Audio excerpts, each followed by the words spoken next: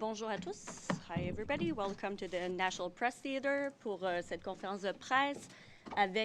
On commence par des déclarations. D'abord le ministre Champagne, ensuite la ministre Hajdu, ensuite Dr Tam et ensuite Dr Nou. Merci. Merci d'abord à vous d'être avec nous ce matin. Thank you for being with us here this morning. Comme nous l'avons annoncé hier en fin d'après-midi, le gouvernement du Canada a sécurisé les services d'un avion pour rapatrier les Canadiens qui se trouvent à bord du Grand Princess, qui doit arriver plus tard aujourd'hui dans le port d'Oakland, en Californie. Cette décision a été prise à la suite de la demande du gouvernement des États-Unis de rapatrier les ressortissants étrangers à bord de ce navire où s'est déclarée une éclosion du COVID-19. Nous avons travaillé en étroite collaboration avec nos partenaires américains afin d'assurer le retour au pays de nos Canadiens et de nos Canadiennes le plus rapidement possible et évidemment de façon sécuritaire. L'aéronef transportera les passagers de Oakland jusqu'à la base des forces canadiennes à Trenton, où ces derniers seront ensuite évalués et soumis à une quarantaine de 14 jours. Les passagers feront l'objet d'un dépistage des symptômes avant de monter à bord de l'appareil. S'ils présentent des symptômes, ils ne seront pas autorisés à monter à bord et feront plutôt l'objet d'une évaluation plus approfondie afin de déterminer les prochaines étapes. Cette démarche illustre l'engagement et la mobilisation du gouvernement du Canada face à la crise du COVID-19, ainsi que notre étroite collaboration avec le gouvernement américain pour limiter la propagation du virus en Amérique du Nord. Je souhaite d'ailleurs profiter de l'occasion d'aujourd'hui pour encore une fois remercier tous les partenaires et les fonctionnaires, dont ceux de nos consulats à San Francisco et Los Angeles, pour leur travail des derniers jours afin d'appuyer le rapatriement des Canadiens qui se trouvent à bord du Grand Princess. En terminant, j'insiste pour rappeler à tous les Canadiens et les Canadiennes qui nous regardent aujourd'hui et qui envisagent un déplacement de l'importance de prendre le temps de consulter nos avis aux voyageurs et de s'enregistrer auprès du service d'inscription des Canadiens à l'étranger afin de recevoir les dernières mises à jour du gouvernement du Canada concernant le COVID-19. La santé et la sécurité des Canadiens et des Canadiennes, tant au pays qu'à l'étranger, demeurent notre priorité numéro 1. So as we announced late yesterday afternoon, the Government of Canada has secured the services of a plane to repatriate Canadians on board the Grand Princess, which will dock later today in the port of Oakland in California. This decision was made following a request from the government of the United States to repatriate foreign nationals aboard this ship, which has experienced an outbreak of COVID-19. We have been working in close collaboration with our American partners to ensure the return of our Canadians as quickly and as safely as possible. The aircraft will transport passengers from Oakland to Canadian Forces Base Trenton, where they will be assessed and quarantined for 14 days. Passengers will be screened for symptoms before boarding the aircraft. If they exhibit symptoms, they will not be allowed to board and will instead be assessed further to determine next steps. This illustrates the commitment and mobilization of the Government of Canada in the face of COVID-19 crisis, as well as our close collaboration with the U.S. government to limit the spread of the virus in North America. I would also like to take this opportunity once again to thank officials and partners, including those from our consulates in San Francisco and Los Angeles, for their work over the past few days to support the repatriation of Canadians aboard the Grand Princess. In closing, I would like to remind all Canadians which are watching us today and who are considering traveling of the importance of taking the time to consult our travel advisories and to register with the Registration of Canadians Abroad Service in order to receive the very latest updates from the Government of Canada regarding COVID-19. The health and safety of Canadians, both at home and abroad, remains our priority. Minister. Thank you, Minister. Bonjour à tous. Merci d'être avec nous. Le plan présenté par la ministre Champagne va nous assurer que les mesures nécessaires soient en place pour contenir le virus. Nous avons pris cette décision pour protéger tous les Canadiens. As with our previous repatriations, passengers will be screened for symptoms before boarding the plane. If they exhibit symptoms of COVID-19, they will not be permitted to board. They will be cared for by the U.S. healthcare system, and our consular services will remain in close contact throughout the duration of their illness. All returning Canadians will continue to be assessed for symptoms of COVID-19 through a 14-day quarantine at CFB Trenton out of an abundance of caution and to ensure the health and safety of all Canadians. Each repatriated Canadian or family will be housed in separate accommodations to reduce potential exposure to other quarantined individuals. And if quarantined individuals remain asymptomatic throughout the 14-day quarantine period, they pose no risk to others and they will be able to return home. We will monitor their health and we will make their stay as comfortable as possible. I'd like to thank the Canadian Armed Forces at CFB Trenton, the staff of the health portfolio, the province of Ontario, our partners helping on the ground, as well as our Chief Public Health Officer, Dr. Tam, for all of their hard work and dedication. And I now like to invite Dr. Tam to say a few words on the public health assessment of cruises. Thank you, Ministers, and good morning, everyone. As usual, I'll begin with a brief update on the evolving situation globally and cases in Canada. Globally, there are now over 110,000 confirmed cases in over 100 countries. In Canada, as of right now, we have 71 confirmed and presumptive cases of COVID-19 reported nationally, including 34 in Ontario, 27 in British Columbia, 4 in Quebec, and 6 in Alberta. Most of Canada's cases include travelers from an affected area or their close contacts. In addition, colleagues in British Columbia have identified 2 cases of COVID-19 in residents of a long-term care facility as part of their investigation into an individual who contracted COVID-19 in the community. New cases in Canada also include 6 individuals connected to the first leg of the Grand Princess cruise ship voyage who were on board between February 11th and the 21st. Given that cases of COVID-19 have now been identified amongst passengers currently on board the Grand Princess, any asymptomatic individuals repatriated to Canada will be quarantined for 14 days. We are also aware of a Canadian with COVID-19 in the Dominican Republic. This individual was a guest at a hotel where one other case linked to Italy had previously been reported.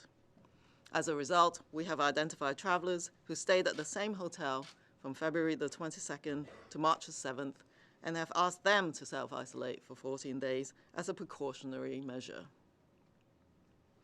I've asked Canadians to think twice about going on cruise ships. Today, the Public Health Agency of Canada is recommending that Canadians avoid all cruise ship travel due to COVID-19. Cruise ships have passengers from around the world who may be arriving from areas with known or unknown spread of the novel coronavirus. The virus can spread quickly on board cruise ships due to the close contact between passengers. Older people and people with a weakened immune system or underlying medical conditions are at a higher risk of developing severe disease. Because of the ongoing expansion of COVID-19 outbreaks worldwide, for the time being, the risk to the general population within Canada is still low, but this could change rapidly. We are most concerned for Canada's vulnerable populations. It is very important for all travelers coming to Canada to self-monitor for symptoms of COVID-19 for 14 days and avoid places where you cannot easily separate yourself from others if you become ill. Stay home if you're sick and call ahead to health lines or public health authorities before seeking medical care. We must all do our part to reduce spread of COVID-19 and protect our most vulnerable groups, including anyone in long-term care facilities and our hospitals. As well, the risk of infection is increased for certain settings, such as travel to the most affected areas, international conferences, large gatherings in enclosed spaces. So we continue to work closely with health authorities internationally, across Canada, and at all levels of government to assess the risks and keep Canadians informed on what we can all do to keep healthy and protect the most vulnerable amongst us. Thank you. Merci au ministre, Dr. Tam, et bonjour à tous. Comme d'habitude, nous commençons par faire le point sur l'évolution de la situation dans le monde et les cas au Canada. Dans le monde, plus de 110 000 cas de la maladie ont été confirmés dans plus de 100 pays. Au Canada, à l'heure actuelle, l'on dénombre 71 cas confirmés et présumés de COVID-19 à l'échelle nationale, soit 34 en Ontario, 27 en Colombie-Britannique, 4 au Québec et 6 en Alberta. Dans la plupart des cas, il s'agit de personnes qui ont voyagé dans l'une des régions touchées ou des personnes qui ont eu des contacts étroits avec elles. De plus, des collègues en Colombie-Britannique ont identifié 2 cas de COVID-19 chez les résidents d'un établissement de soins de longue durée dans le cadre de leur enquête relative à une personne ayant contracté la maladie dans la communauté. Les nouveaux cas au Canada comprennent également 6 personnes qui se trouvent à bord du navire Grand Princess du 11 au 21 février lors de la première partie de la croisière. Comme des cas de COVID-19 ont été identifiés parmi les personnes qui se trouvent actuellement à bord du navire Grand Princess, toutes les personnes asymptomatiques qui seront répatriées au Canada seront mises en quarantaine pour une période de 14 jours. Nous savons également qu'une personne d'origine canadienne est atteinte de COVID-19 en République dominicaine. Cette personne séjournait à l'hôtel où un autre cas lié à ce en Italie avait déjà été signalé. Nous avons donc identifié des voyageurs qui ont logé au même hôtel du 22 février au 7 mars et leur avons demandé de s'isoler pendant 14 jours par mesure de précaution. On demande aux Canadiens de bien y penser avant d'aller en croisière. Aujourd'hui, l'Agence de la santé publique du Canada recommande aux Canadiens d'éviter les croisières en raison de COVID-19.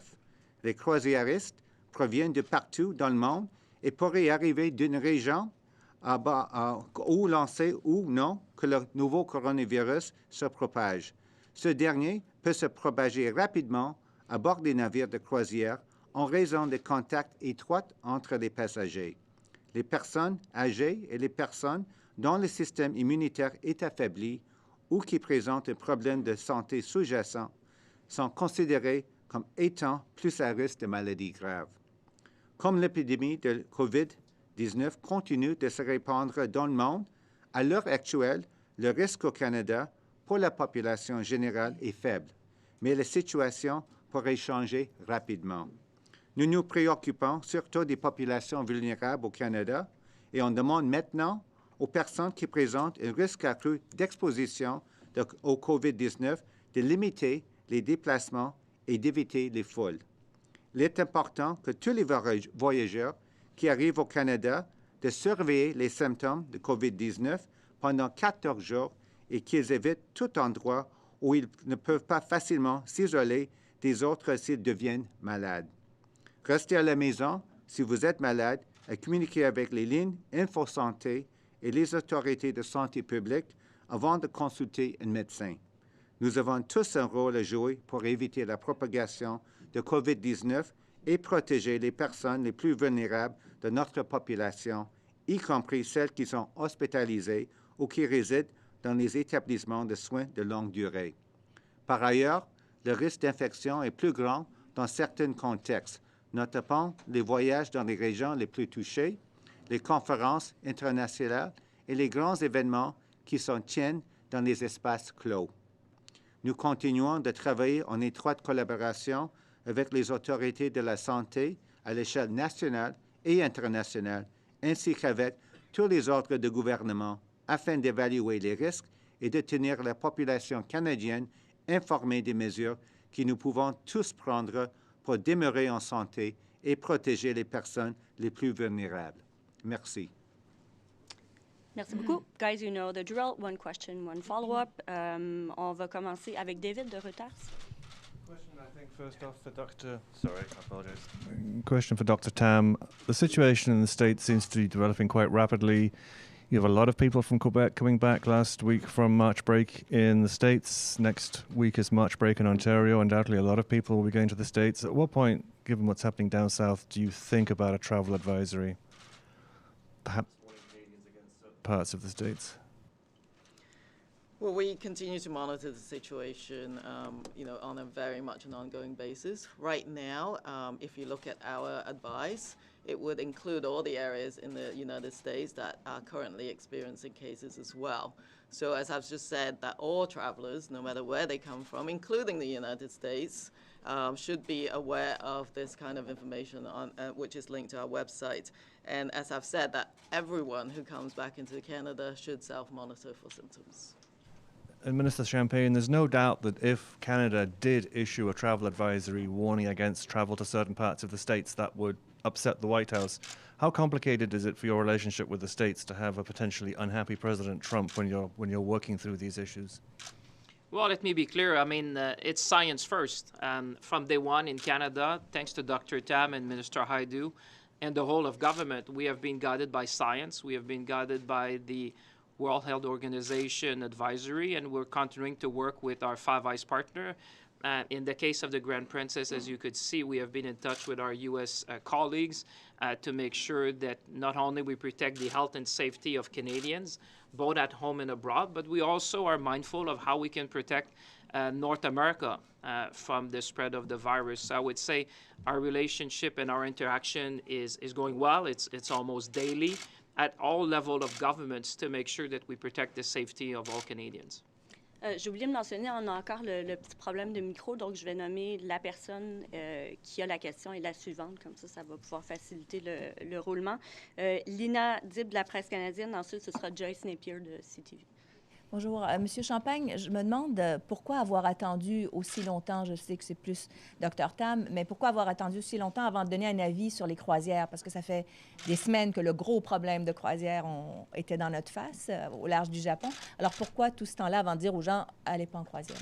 D'abord, je vais laisser la Dr. Tam peut-être vous répondre plus précisément, mais là-dessus, je pense que le Canada, avec les autorités américaines, depuis le début du coronavirus, nous sommes en contact régulier avec aussi nos partenaires à l'étranger. Si vous regardez notre réponse, que ce soit dans le cas du Diamond Princess ou aujourd'hui dans le cas du Grand Princess, vous voyez que les autorités canadiennes travaillent de concert avec les autorités américaines. On est les premiers, je veux dire, on est vraiment le pays avec les autorités américaines qui a pris les premières mesures pour s'assurer, par exemple, que le désembarquement des Canadiens et des Canadiennes se fasse rapidement.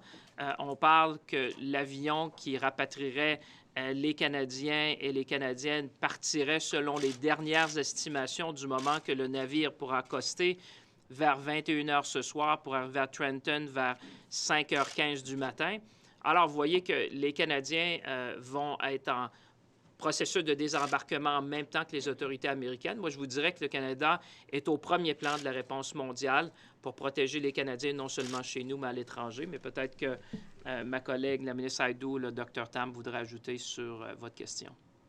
Yes, so the question was, why did it take so long before giving advice against cruise ship travel? Because we saw what happened in that cruise ship in Japan. It's been weeks. So why just today? Well, I think we provide advice to all travelers, no matter what setting. But as you know, that the global situation changed quite rapidly, even from the time of the Diamond Princess cruise ship to now. Many more countries are now affected, whereas at that point in time, there was not as many. But we always have to learn continuously from the experiences that have taken place, including that of the Diamond Princess, which is why I think the moment that something was noted in terms of cases on this particular cruise ship, international communities acted rapidly. So I think it's really a constant learning from the very rapidly evolving situation. And I think that this is a precautionary measure that we absolutely support from a public health perspective. Joyce, c'est moi. Thank you. About the passengers on the latest ship, you said that those who present symptoms will remain in the States and be treated in the United States. So do you know if they're going to a military base in quarantine? Is it a civilian hospital? And what kind of agreement do you have with the Americans? How many days will they keep them there? How will they be treated? Do you have specific agreements with the U.S. about that? So, so in terms of passengers that are currently symptomatic, those passengers will not be allowed to board this plane. We're working with the U.S. authorities right now to determine the severity of illness that people might be experiencing, whether or not they can self-isolate for 14 days or longer, depending on their symptoms. How we'll work through supporting those folks. And I know that Consular Services is working very closely with the individuals that are affected.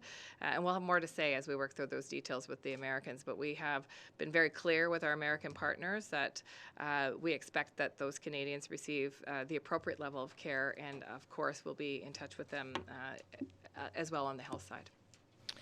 And about, Canada's critical care facilities. So we know by covering federal, provincial conferences, the provinces have told you in Mississauga lately that their healthcare system is in need of more funds from the federal government. So I'm wondering if our critical care facilities across the country are ready to receive, should there be a big outbreak in Canada. Do we have enough respirators? Do we have enough capacity for testing or testing kits or whatever it is that we do have? And do we have enough beds? Do we have enough people?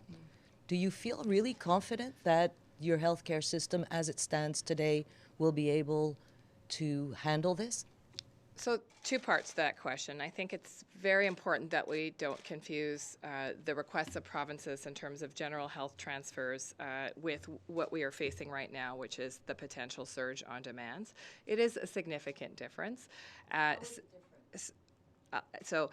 Secondly, I think it's important to know that these are the conversations we've been having, both through the health ministers and now with the Prime Minister and Premier. We are very alive to the fact that some provinces are indicating that they have deficits, and we are gathering that information, and we have said all along that we will be there as a federal government to support them with the resources they need, whether those are financial resources or practical resources. You mentioned kits, personal protective equipment, ventilators. Dr. Tam can speak a little bit about the components of the testing kits. So we are in the process right now of ensuring that we understand where those potential deficits will be from province to province, and we obviously have supply on hand of some of the materials and are doing the assessment right now with provinces in terms of what their particular needs are as it relates to a surge in capacity related to COVID-19. Did you want to add anything, Dr. Tam? We have a federal, provincial, territorial special advisory committee on COVID-19, and as part of the discussions there, we facilitate and coordinate discussions on supplies from the provinces and territories, including laboratory networks as well. So all provincial laboratories are connected together with our National Microbiology Lab, and they have not indicated any issues with supplies right now, but that doesn't mean we shouldn't proactively plan for what the escalations are up and coming. So this is a very sort of ongoing assessment in terms of supply requirements. But as you've seen, provinces have done an incredible job in expanding their testing in Canada. Merci. Louis Blouin, ensuite tu seras Christy Kirkup. En français, j'aimerais savoir est-ce que en fait le niveau de préparation en termes de santé publique est égal d'une province à l'autre? Et est-ce qu'il y a des provinces qui vous ont exprimé des besoins particuliers? Peut-être, M. Champagne, j'aimerais ça vous entendre là-dessus. In English, I'd like to know if the level of preparedness from a province to the other is the same at this point, and was there any requests that were made by the provinces at this time? Yeah, listen, that is underway right now, and I have a regular weekly meeting with my counterparts, health ministers, and this is a standing item on our agenda. I've also sent out formal letters, as you know, to the provinces and territories to let them know that we are here for them and that we are preparing federally in terms of what our anticipated demands might be, and also to advise me in terms of what other needs they have. As Dr. Tam mentioned, this is happening at the technical level as well, and I know that the Prime Minister has written to the premiers and has reminded them that this is going to be very useful information. As of this time, provinces and health ministers have said that they are grateful for that support, that they feel confident that the federal government will be there to support them if they see an unanticipated surge, or if they have specific challenges around needs that they may feel that they have a deficit of. Howard, did you want to answer that in French? Non, oui, OK. À l'échelle technique, on continue à travailler étroitement avec nos homologues des provinces et territoires. Comme Dr. Tam a constaté, une comité consultative spéciale avec tous les médecins hygiénistes en chef des provinces et territoires. Jusqu'à date, on a eu des bonnes discussions et aucune province a signalé qu'il y a un problème avec capacité jusqu'à date. Mais on continue avec nos conversations et si jamais au fur et à mesure il y a un besoin, on est toujours prêt à l'échelle nationale, le gouvernement fédéral, à supporter les provinces et territoires. I think to that answer, I think what I'd like to tell Canadians is that your officials and your politicians are working incredibly hard to be ready should we see a surge in any community.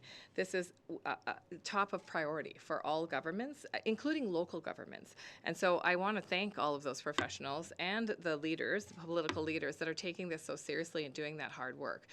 This is the work that has to happen, undoubtedly, and it is happening. And Canadians can be assured that the people that are in charge of these various health systems are extremely hardworking and working very diligently to determine their capacity and their readiness. Les douaniers ont demandé davantage d'encadrement, d'éducation aussi pour gérer cette crise-là. Est-ce qu'il y a eu des mesures qui ont été prises pour rassurer les douaniers au Canada?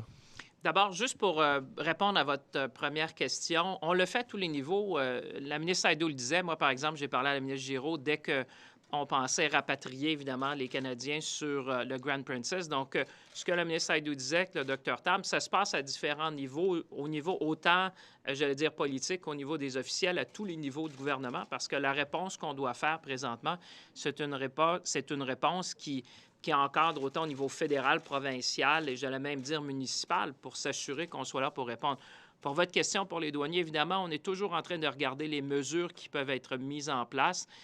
C'est une situation qui évolue. On est en discussion, comme vous pouvez imaginer, pour voir les meilleurs moyens qu'on peut prendre. Parce que quand on parle d'assurer la santé et sécurité des Canadiens et des Canadiennes, c'est de tous les Canadiens et les Canadiennes. Donc, évidemment, ceux qui sont sur la première ligne, c'est-à-dire ceux qui offrent des services pour soit rapatrier les Canadiens ou soit, évidemment, offrir des services médicaux. Alors, c'est sûr que ça fait partie des discussions que l'on a avec les différentes autorités, mais les différentes agences aussi qui ont un rôle à jouer dans le rapatriement des Canadiens.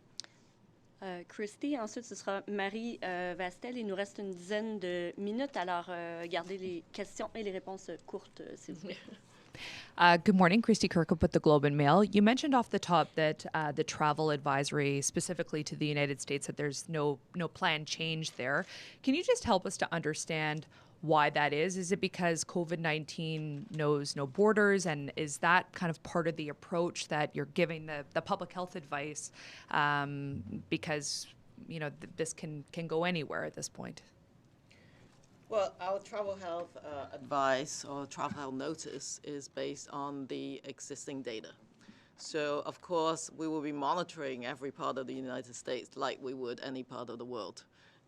But we will, our advice will be focused on specific area of the United States as opposed to the whole of the United States. That would be the most appropriate approach. So right now, none of them are at an increased level of travel health advisory, but that doesn't mean that it couldn't happen. It's just that it's right now. I mean, if you can't compare, maybe another country with much higher cases than what is happening in the United States, but we are taking the precautionary approach to warn all travelers, as I've just said. And Dr. Tam, I heard what you said on Friday that people should think twice about getting on a cruise ship. Today, you're saying Public Health Agency is kind of going further to warn Canadians against cruise ship travel. The government obviously announcing this weekend you're repatriating Canadians that are stuck on the Grand Princess. If Canadians decide to maybe not take the advice of the Public Health Agency, are you still going to order up a plane and to go get those Canadians? What's the policy in place specifically around also taxpayers are involved in dealing with this very sensitive situation?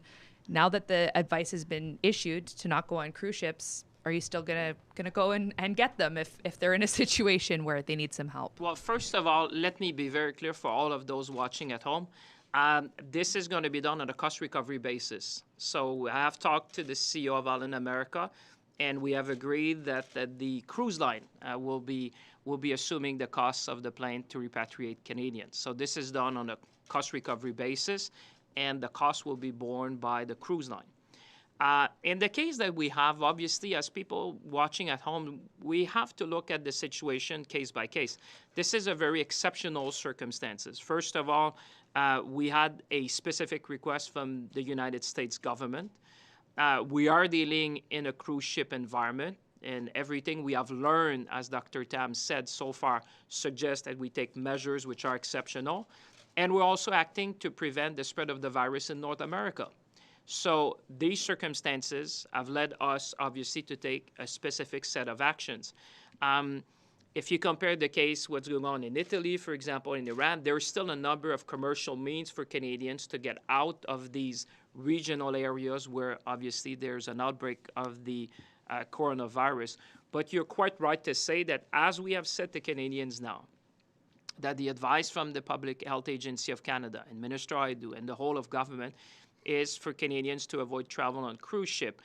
People would be on notice, obviously, of the danger associated with getting into a cruise line at this stage. And therefore, we will look at cases on a case-by-case basis because all of them depend. But I would say on this one, there were a number of exceptional circumstances which have led us to work with the U.S. authority to secure a plane. And this is being done on a cost recovery basis in accordance with our discussions with the cruise line. Marie, Sur les coûts, non, Marie. En fait, je voulais vous relancer là-dessus. C'est pas très clair dans ma tête, votre réponse, M. Champagne. Donc, si je comprends bien, vous dites, maintenant, les gens vont être avertis qu'ils ne devraient pas aller sur une croisière. Êtes-vous en train de dire qu'à partir de maintenant, s'il y a des gens qui sont sur une croisière, c'est un peu à vos risques et périls, vous devrez revenir par vos propres moyens? And just a follow-up, I don't remember who answered this, but on the quarantine in the U.S., who is paying for medical treatment in the U.S. for those people? Would it have to be their own insurance? Is it the U.S. or is it the Canadian government? Si vous me permettez, sur votre première partie de la question, je pense que j'ai dit c'est le gros bon sens qui s'applique. Du moment que les autorités canadiennes avisent les Canadiens et les Canadiennes d'avoir extrêmement de prudence avant d'embarquer sur une croisière, je pense que les gens qui nous regardent à la maison comprennent qu'à ce moment-là, on vient de donner un avis formel que ce n'est pas dans l'intérêt des gens de voyager présentement. Ce que j'ai dit sur le rapatriement des gens sur le Grand Princess, c'est que ça va être fait à coût nil pour le gouvernement du Canada, c'est-à-dire que l'avion qui sera affrété, le coût associé à l'affrètement va être assumé par la compagnie, c'est-à-dire Island America, qui s'est engagée à assumer le coût de l'appareil pour rapatrier les gens chez nous. Et dans ce cas-là, on était face à des circonstances exceptionnelles. C'est ça que je veux dire aux gens. D'abord, on avait une demande express du gouvernement américain qui nous demandait de rapatrier les Canadiens et les Canadiennes à bord. Deuxièmement, on était dans un environnement de croisière et on l'a vu, comme la Dr. Tam a dit, on a appris des circonstances particulières sur les croisières. Et troisièmement, on a agi pour prévenir la propagation du virus en Amérique du Nord.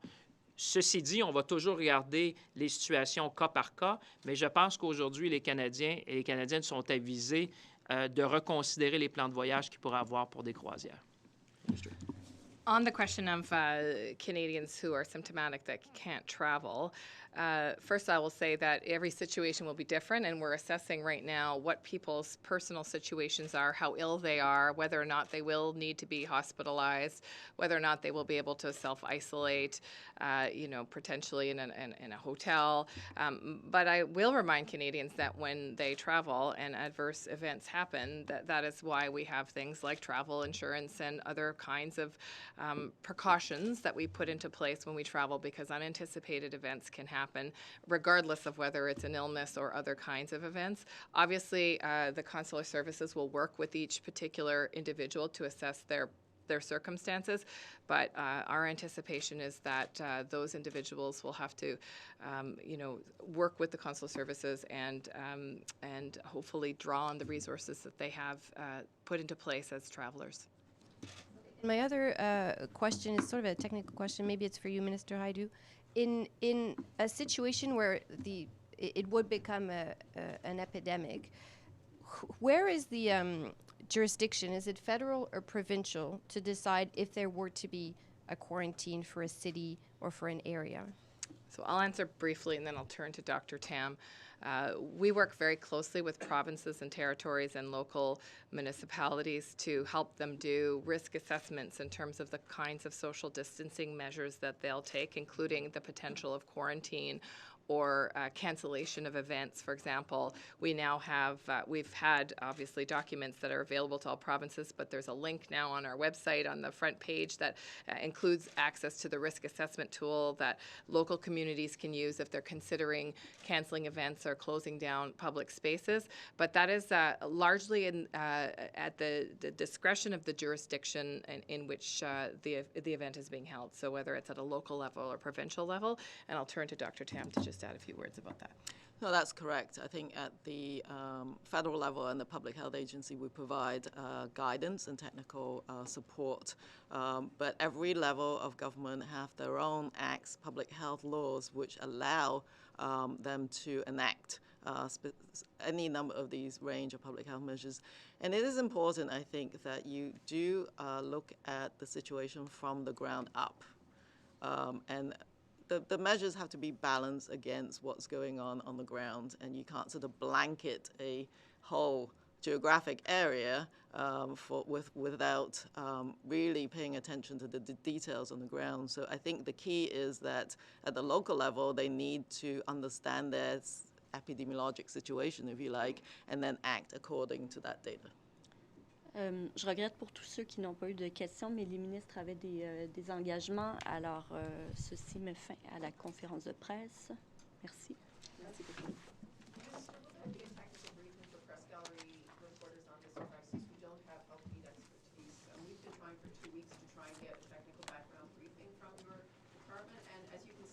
One question, one follow-up. It's really hard to pursue lines of thinking. So I would, again... I'll urge them to do that. Thank you for bringing that to my attention. I'll make sure that happens. Thank you. Merci tout le monde. Merci.